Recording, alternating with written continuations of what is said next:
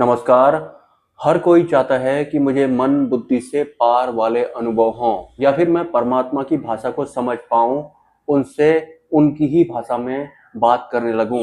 ये हर एक साधक चाहता है और ऐसी पात्रता बनाने के लिए हमें परमात्मा को ही साक्षी मानकर कुछ पुण्य कर्म करने होते हैं या फिर हमें परब्रह्म पुरुषोत्तम भगवान श्री स्वामीनारायण की भक्ति मात्र करनी होती है। धीरे धीरे साधक को मन बुद्धि या फिर माया के पार वाले अनुभव भी होने लगते हैं और साथ में ये संसार वगैरह भी चल रहा होता है। मतलब इसके साथ में जो भी हो रहा होता है वो भी हो रहा होता है। मतलब दोनों चीजें एक साथ में हो रही होती हैं, लेकिन वो भक्ति करने वाला होना चाहिए परब्रह्म परमात्मा की। मुझे एक कमेंट आया था कि आपने भगवान स्वामीनारायण की भक्ति कैसे शुरू की, जरा उस बारे में बताएं। तो इस बारे में मैं ऑलरेडी चर्चा कर चुका हूँ। होता क्या है, इस चैनल पे जो लोग नए नए आते हैं तो उन्हें ऐसा लगता है कि इस विषय पर बात नहीं की होगी अभी तक, जबकि मैं ऑलरेडी बहुत सारे विषयों के बारे में पहले ही बात कर चुका हूँ। कैसे अचानक से एक दिन मुझे सूक्ष्म जगत दिखना शुरू हुआ था, उसके बाद मैंने हनुमान जी की भक्तियां करना शुरू की, उसके बाद मैं माता की भक्ति में भी ऑटोमेटिक आ गया। उसके बाद सूक्ष्म जगत की सत्ताएं मुझे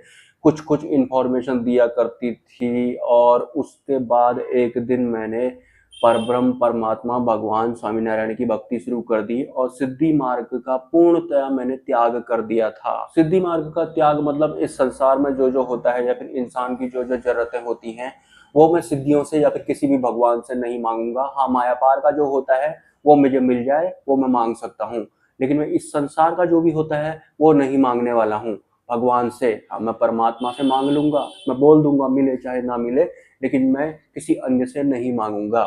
मतलब मैं देव सत्ताओं से नहीं मांगूंगा, सिद्धियों से नहीं मांगूंगा, फिर जहां पर द्वंद्व होता है वहां से मैं कुछ भी किसी से नहीं मांगूंगा और यही मैंने किया भी है। बहुत सारे लोग हैं इस चैनल पर जो पहले से ही साधक हैं, जिन्हें कई तरह के अनुभव भी होते हैं, जिन्हें दृश्य वगैरह भी दिखते हैं। जैसे कि दृश्य मुझे ऑटोमेटिक आजकल भी दिखते हैं, लेकिन अब मैं उन दृश्यों को ज्यादा तवज्जो नहीं देता हूँ। अगर उन दृश्यों में परब्रह्म परमात्मा भगवान स्वामीनारायण अगर नहीं है तो, हाँ भगवान स्वामीनारायण है तो मैं उन दृश्यों को नोटिस करता हूँ। मतलब ध्यान में या फिर स्वप्न में भी अगर मुझे भगवान स्वामीनारायण के अलावा या फिर परब्रह्म परमात्मा या फिर माया पार के अलावा कोई अन्य तरह की कृतियां दिखाई पड़ेंगी तो भी मैं उन्हें तवज्जो नहीं देता हूँ। ही उनका संबंध मेरे निजी जीवन से ही क्यों ना हो, मैं तब भी उन दृश्यों को तवज्जो नहीं देता हूँ, हालांकि दृश्य मुझे अभी भी दिखाई पड़ते हैं।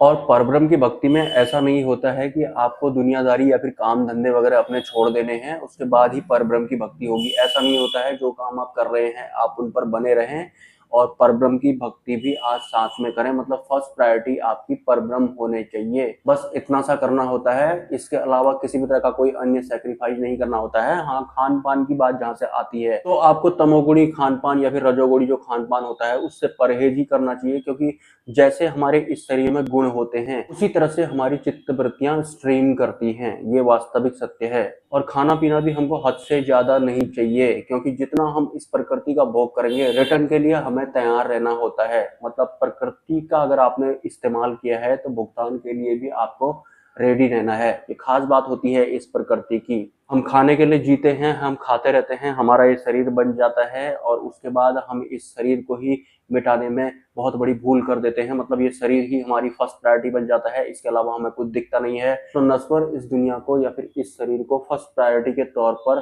साधक को आगे नहीं जाना होता है। उसे तो बस परमात्मा चाहिए, परमात्मा की अनुभूतियां चाहिए और मिलती हैं, 101% मिलती हैं।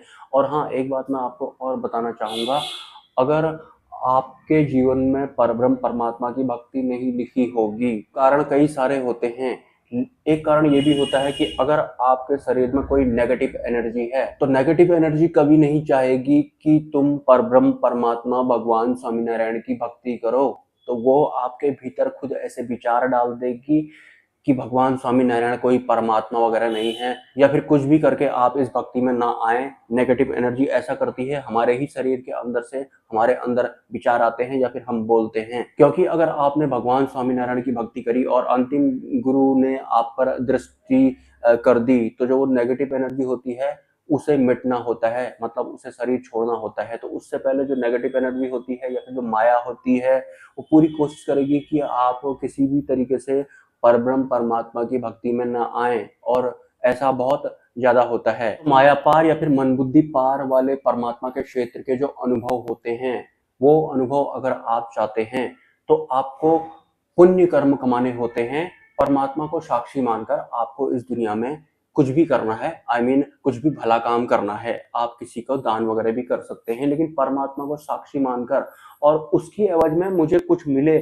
ऐसी भी आपका कोई भी संकल्प नहीं होना चाहिए। बस मैं ये सब इसलिए कर रहा हूँ या फिर कर रही हूँ क्योंकि इसकी एवज में मुझे परमात्मा की प्रसन्नता मिलेगी, उनकी कृपा मिलेगी। बस उनकी कृपा मिलने का मतलब है उनके क्षेत्र का जो अनुभव होता है या फिर भाषाएं होती हैं या फिर परमात्मा से लिंक रखने वाली जो भी व्यवस्था होती है, वो आपको समझ में आने लगती है। मतलब माया वाले इस संसार में पहले की तरह आपको परमात्मा के मामले में ट्रीट नहीं करना है। आपको इस दुनिया में किसी का भला तो करना है परमात्मा को साक्षी मानकर, लेकिन इस भलाई के बदले में मुझे कुछ मिले इस संसार वाला, वो आपको ऐसा संकल्प आपका नहीं होना चाहिए। सिर्फ मुझे परमात्मा की प्रसन्नता मिले, उनकी कृपा मुझ पर हो, भगवान स्वामीनारायण की कृपा मुझे मिले, ऐसे आपको किसी का भी भला या फिर कोई भी काम करना है। हालांकि साक्षी मानकर आप इस दुनिया में कोई अन्य काम भी कर सकते हैं। मतलब जितना ज्यादा आप परमात्मा को साक्षी मानकर इस दुनिया में सर्वाइव करेंगे, उस हिसाब से ही, उस क्वांटिटी में ही आपको परमात्मा के क्षेत्र के अनुभव होंगे या फिर उनके क्षेत्र की जो भाषाएं होती हैं वो आपको समझ में आने लगेंगी। लेकिन ये संसार भी साथ में चल रहा होगा, मतलब सब कुछ साथ में चल रहा होगा। धीरे धीरे क्वांटिटी बढ़ जाएगी, मतलब आप आत्म स्थिर होना शुरू हो जाएंगे। आपके जीवन में अगर अंतिम गुरु हैं, वो तो होने भी चाहिए, वो बहुत ज़्यादा जरूरी होते हैं। तो इससे आपकी आध्यात्मिक तरक्की बहुत जल्दी होती है। तो आज के लिए बस इतना ही। और आज मैं बुखार में हूँ। वैसे मैं बुखार में जब होता हूँ तो फिर होता ही हूँ, लेकिन फिर भी मैंने कुछ भी करके वीडियो तो बना ही दिया है। और कल रात से ही मुझे फीवर है, मतलब पैरों में दर्द, पूरे सर में बिल्कुल दर्द, वो भी इधर उधर भागने वाला जो दर्द होता है, वो वैसा मुझे हुआ है कल से। तो आज मैंने बगल में यहाँ पर एक चाय की दुकान है, वहाँ से सिर्फ मैंने अदरक का और नमक का पानी पिया था सुबह, क्योंकि रात भर मैं ऐसी ठंडे में था यहाँ पर। और अभी मतलब इस लायक हूँ मैं कि बोल वगैरह पा रहा हूँ। बाकी बाकी मिलते हैं किसी नेक्स्ट वीडियो में। नमस्कार।